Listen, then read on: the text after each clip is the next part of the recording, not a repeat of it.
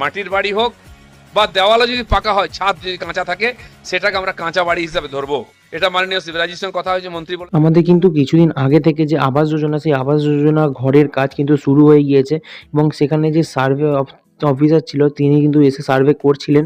তাদের কিন্তু তো এখানে ক্রাইটেরিয়া দেওয়া হয়েছিল যে তাদেরকে কিন্তু মাটির বাড়ি, অর্থাৎ যে মাটির দেওয়াল এবং তার সাথে সাথে কিন্তু কাঁচা চাল অর্থাৎ টালির চাল দেখাতে হবে এবং এইটি দেখালে কিন্তু তাদের যে সার্ভে, সেই সার্ভে কিন্তু অ্যাপ্রুভ হচ্ছিল, অর্থাৎ ভেরিফিকেশান অ্যাপ্রুভ করা হচ্ছিল।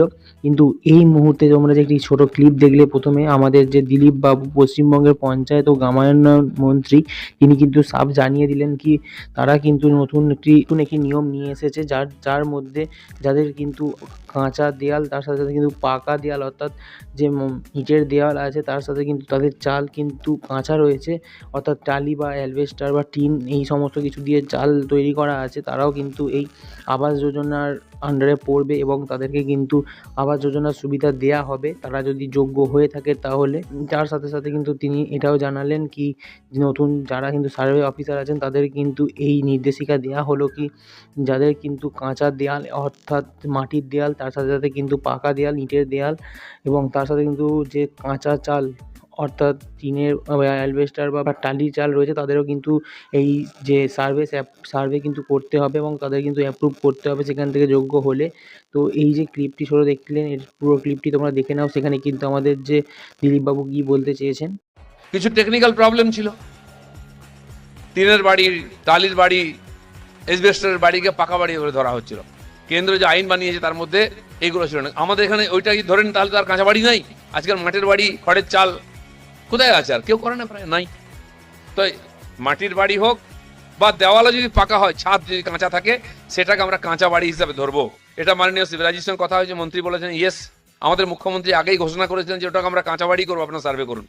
সেটা যারা সার্ভে করতে গিয়ে ভাবছে কি করবো, কিচ্ছু ভাবা দরকার নেই।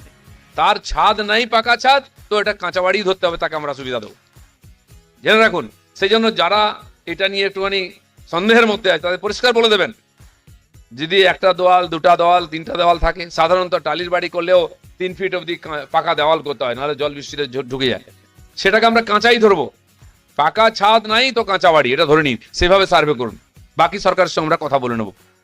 তো রুল করা হয়েছে কাজের সুবিধার জন্য, রুল আবার পাল্টাবো আমরা। এখানে তোমরা কিন্তু দেখতে পেলে কি তিনি সাফ জানালেন যে প্রথমের যে নিয়ম ছিল, যেখানে কিন্তু সার্ভেতে মাটির দেয়াল এবং যে কাঁচা চাল অর্থাৎ টালি চাল দেখাতে হচ্ছিল, সেই যে নিয়ম, সেই নিয়মকে কিন্তু তারা চেঞ্জেস আনবে এবং চেঞ্জেস করে তার মধ্যে কিন্তু যে অর্ধ পাকা ঘর অর্থাৎ যে পাকা দেয়াল, তার সাথে সাথে কিন্তু যাদের টালির চাল বা অর্থাৎ টিনের চাল অথবা যে অ্যালবেস্টারের চাল যাদের আছে, তাদেরও কিন্তু এই আবাস যোজনার যে সার্ভে, তাদের কিন্তু সার্ভে করবে এবং তার সাথে সাথে কিন্তু যোগ্য হলে তাদের কিন্তু ঘর পাইয়ে দেওয়ার ব্যবস্থা করা হবে।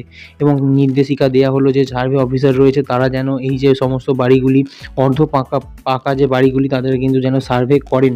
এবং তার সাথে সাথে কিন্তু এই আবাস যোজনার যে ব্যাপারটি ছিল, সেটি কিন্তু কিছুদিন আগে শুরু হয়ে গিয়েছিল এবং কিছু কিছু জায়গায় কিন্তু যে সার্ভে রয়েছে, যাদের মাটির বাড়ি এখনও পর্যন্ত রয়েছে, তাদের কিন্তু আর্থিক অবস্থা খুবই খারাপ।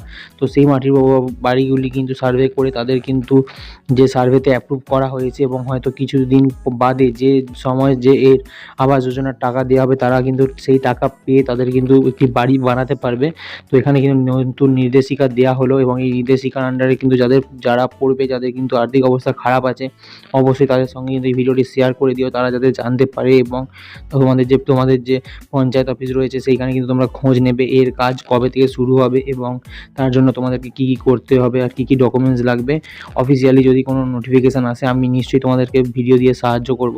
তো বন্ধুরা, আজকে ভিডিওটি এতটাই ছিল। ভিডিওটা যদি ভালো লেগে থাকে অবশ্যই ভিডিওটি একটি লাইক করে দেবে আর চ্যানেলটিকে সাবস্ক্রাইব নিয়ে পাশে থাকা বেলটিকে অলে সেট করে দেবে এরকম ইনফরমেশনাল তথ্য ভিডিওগুলো সবার আগে পাওয়ার জন্য।